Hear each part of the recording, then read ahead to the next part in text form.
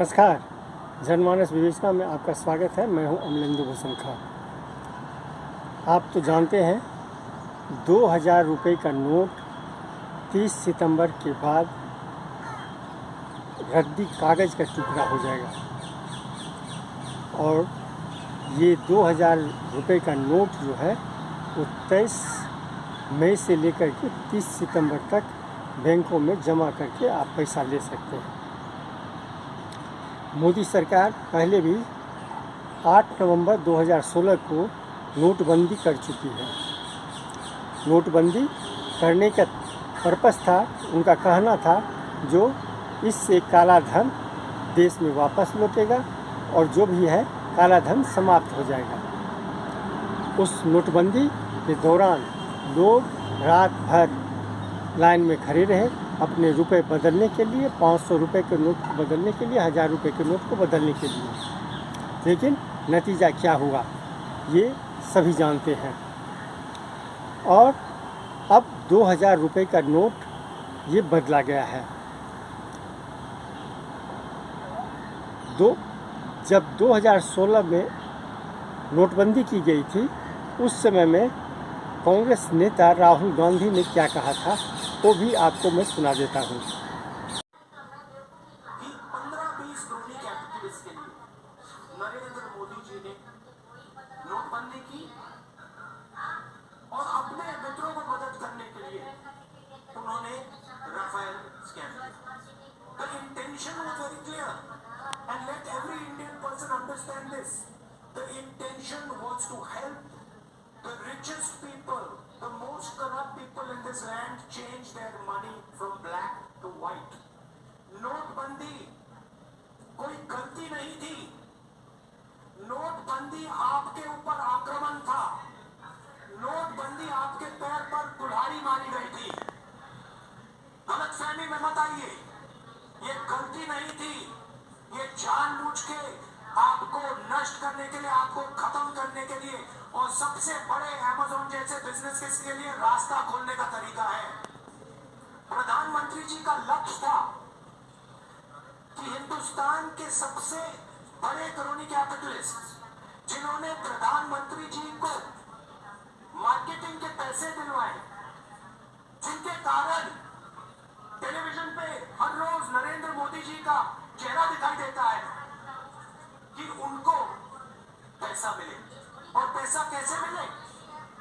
हिंदुस्तान के किसान, हिंदुस्तान की महिला, हिंदुस्तान के छोटे दुकानदार, हिंदुस्तान के middle size business, small size businesses के जेब में से पैसा निकाल के सीधा उनके 15-20 करोड़ कैपिटलिस्ट मित्रों को मिले।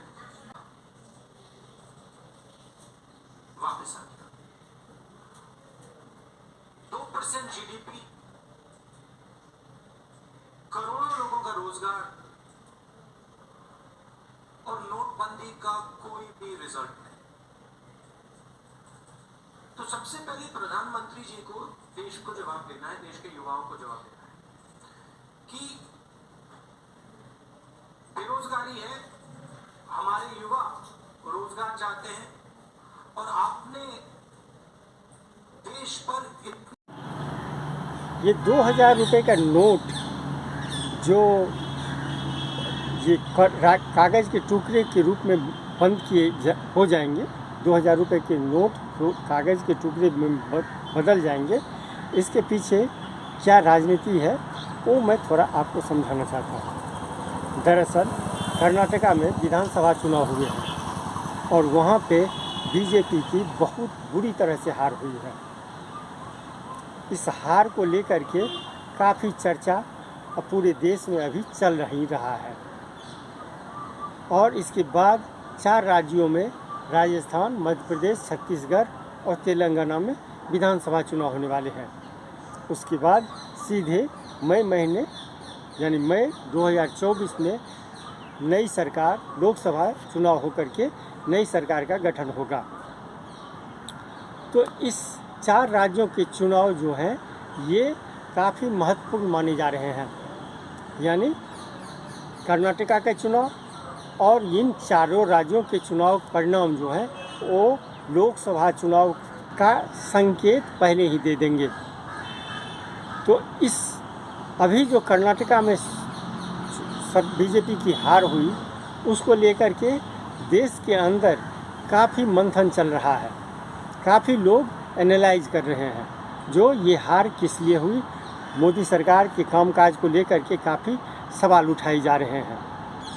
ये मामला चल ही रहा था कि रात में ये घोषणा आरबीआई की तरफ से हो गया, जो 2000 के नोट वो ख़त्म हो कर दिए जाएंगे, वापस ले लिए जाएंगे बाज़ारों से, और वो 30 सितंबर के बाद कागज़ के टुकड़े में बदल जाएंगे।